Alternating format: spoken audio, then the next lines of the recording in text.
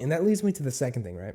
With a lot of this emphasis on Mother Gooseberry, is this her TV show? Is she going to be the primary antagonist like Chris Walker or Marta? Since this game is about morality, since we have to make these extreme judgment calls and decisions, these decisions that will save potentially hundreds of people's lives within the game, will Mother Gooseberry be an ally toward the very end? Unlike Marta, who, honestly just wanted to kill us by the end of the game, what if Mother Gooseberry, breaks free from her mind control state and actually tries to help the main character escape? She has like this, it's like a switch. Maybe we kick her in the chest or something, and that flips a switch, and she's like, "Hey man, I totally want to help you now." These guys are fucking assholes. I've been trapped in my mind for a very long time. To sort of back up these claims, I guess not. To back up these claims, actually to sort of emphasize the stuff I was talking about before. She could be like the Wall Rider. How the Wall Rider was an antagonist. Maybe she's not even an ally. Maybe she just sort of protects us from certain individuals. Like the Wall Rider protected us from Chris Walker, even though the Wall Rider wanted to kill us. One of those things. So that could definitely be a possibility where she sort of jumps in at the last moment in order to save us, and so we can fully escape with the other victims. Another thing that could be up for consideration is does Mother Gooseberry need something from the player? Will she snap out of her mind control, and will she beg for mercy, or will she beg for being saved? Now that's gonna be interesting. As we know, Mother Gooseberry, in one of the actual scenes that we actually see Mother Gooseberry, with the whole hand puppet and the characters giving her an apple and whatnot, we can clearly see that she is not killing us. That's an obvious thing. There's another animation where she's like throwing us into a grinder, but she's there. She has an apple. We have an apple. We're giving her the apple, and there's this duck that can clearly kill us at any time. Obviously, in some parts of the game, she's passive, where she won't kill us. That in itself is very important. It's like I said, it's like the Wall Rider. It had plenty of time to kill us, but it didn't in some parts of the game. Didn't kill us at all. So, what if during these missions, she doesn't kill us because she needs something in order to maybe continue her TV series, or she is subconsciously telling us to do missions before she kills us in order to prolong our lives so she can escape from the brainwashing in order to, be free.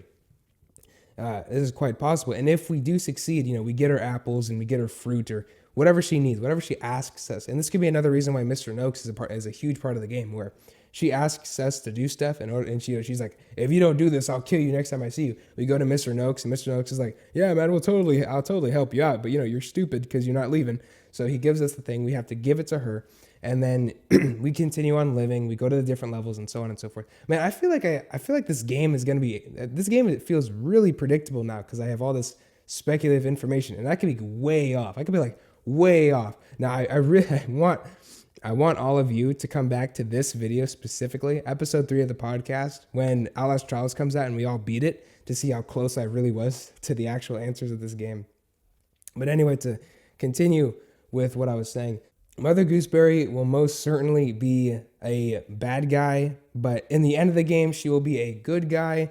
It seems like inevitable. It's an inevitable thing that's going to happen. She's going to need things. Like we said, there was an apple in one of the leaks that we got from Red Barrels. There's gonna be missions that we have to do. She won't kill us, and she will eventually break free from her mind control, and we can save her, and that will be amazing. Now, if she is salvageable, does that mean we can save the other villains of the game, like the Axeman, the Mallet Man, the twins, or should I say the grunts? All these different individuals, the guy with the creepy brace on his face, the guy with the radio head, the police officer. What if we can save all these individuals by the end of the game? It's quite possible. If we can save Mother Gooseberry, and our entire goal, our entire reasoning for participating in such terrible experiments is because we need to test our morality, then it would make complete sense that we would have to save these other individuals from the same damnation as Mother Gooseberry. If if we weren't, I'd be completely confused. Because if we're able to, because these bad guys, these variants, all they are is just people that were experimented upon and basically and are being controlled by Murkoff. I wouldn't be surprised if they had, like a little joystick controlling the characters and going forward, or if there's like a massive vote by individuals to basically control the Axeman or whatever. So if they want to retreat, then they can hit a button and then they'll retreat. Or if the majority is we need to kill them, then they can go and kill them, etc., etc. But these, if we're able to save Mother Gooseberry, if we're gonna morality, why would they say morality? We're definitely gonna be saving people. In the first Outlast Trials not movie, the first Trials game poster, we can definitely see a hand reaching down and trying to lift up these individuals that have been abandoned. It brings the story full round if we're able to save these villains that we were being chased after. Imagine if we were able to save Chris Walker, if we were able to save Billy, if we were able to save, Marta or that guy that helped us in Outlast 2. Ethan. It would have been amazing. It would have felt incredible. And I think the Red Barrels, I think they're going to definitely implement that saviorism into this game so we can have that satisfaction. These guys were trying to kill us, but we find out that there's ordinary people and they're going to be trying to protect us, maybe trying to protect us from the end of the game, where maybe Murkoff executives are coming in, with like bazookas and shit. They're about to, release a salvo on us and and all that. And they jump in the way of the line of fire, and we get saved by the people that were trying to originally kill us in a triumphant explosion of heroism. I don't know what that's going to say about the horror factor. It's going to tone down how scary the game is, obviously, but it would definitely be one of those things where it's going to be like, yeah, we saved these people, and now they saved us. It came full round.